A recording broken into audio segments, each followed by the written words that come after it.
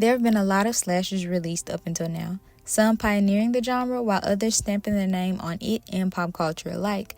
But there are some films under the slasher genre that I kinda tilt my head at and think to myself, if that were to be released today, would it have fallen under the slasher genre? This is what this limited series is about. I chose 7 random slasher films throughout cinema history listed under the slasher genre, and I'm going to come to the conclusion on whether or not they would be considered slashers if they were released today and under the current definition of what the slasher genre is. Warning, major spoilers ahead for the films chosen in this series. Disclaimer, this is not to invalidate any film's right to be under the slasher genre, especially because of how broad the genre itself is and the different creative routes certain franchises took to keep the films going. This series also isn't to say that slashers have to follow a specific set of rules in order to be a slasher. This is just a fun way to analyze the diverse films under the slasher genre while also coming to the conclusion of a fun question I came up with for this limited series. So sit back and enjoy, because the first film will cause you to want to take a fun and relaxing trip to the Bates Motel. Let's travel back to Psycho, that was released in 1960.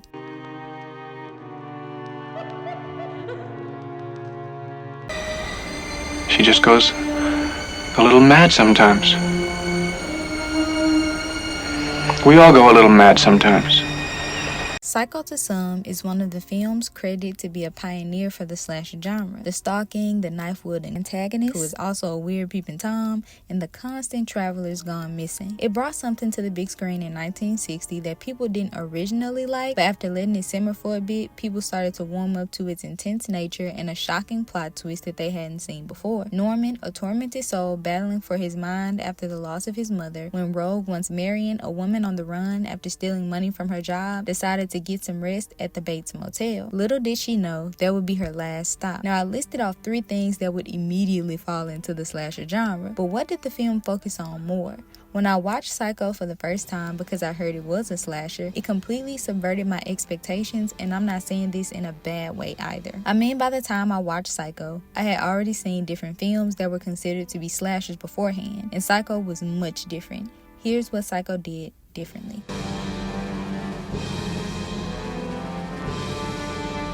At times, when you're introduced to a slasher film, the first thing that comes to mind is intense opening credits, accompanied by a score with that same energy.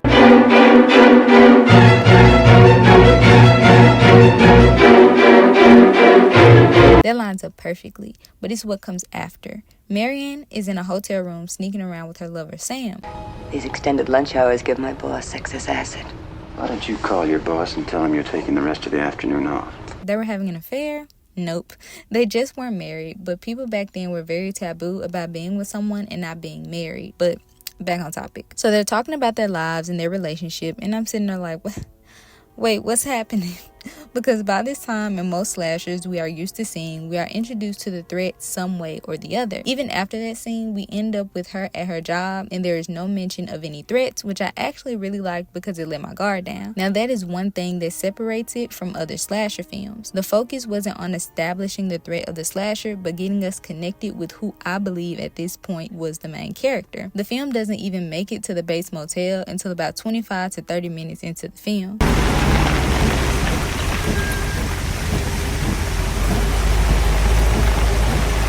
Then the first kill, which is Marion, happens at around 50 minutes into the film. The film has a 2-hour runtime, and usually if a slasher film was that long, the first kill would have happened within the first 30 minutes of the film. However, I believe the film's main focus was to build up the attention for as long as possible so that when the kills or plot twist came, it would be a shock and truly take the audience by surprise. The kills weren't done back to back but gave breathing room. Another aspect that I feel Psycho gave that isn't normal in slashers is the PI, a private investigator. No, I don't mean the police officer you usually see that keeps an eye on the locals, who's not only looking into the disappearance of Marion, but the money as well. I don't know you. Why, no, you don't. Because if you did, I wouldn't be able to follow you. What's your interest in this? If I remember correctly, we are introduced to him after Marion's sister comes to Sam to see where she went and if she's okay. Now, most slashers don't have this, but I believe film noir films do.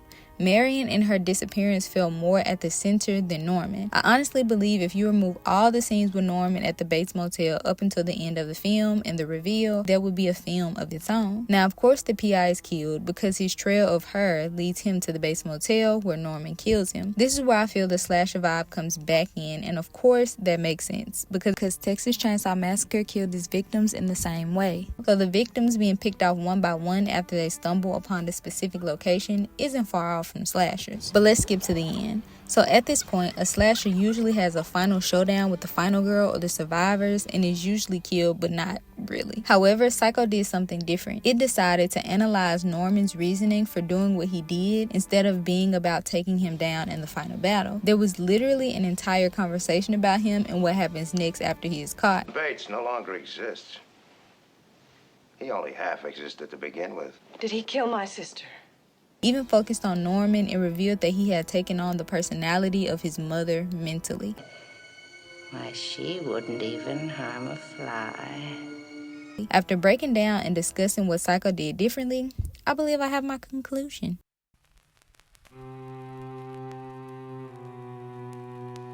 If Psycho from 1960 were to be released today, I believe it would be released as a thriller/film noir film. I actually haven't seen any film noir films, but I have seen the aesthetics before, so I decided to look up what a film noir film consists of, and the list that I was given was a blend of dark visuals, crime-related storylines, and morally ambiguous characters. This is quite literally what was in Psycho. Also, a hard-boiled detective was listed as well, and I mean, come on.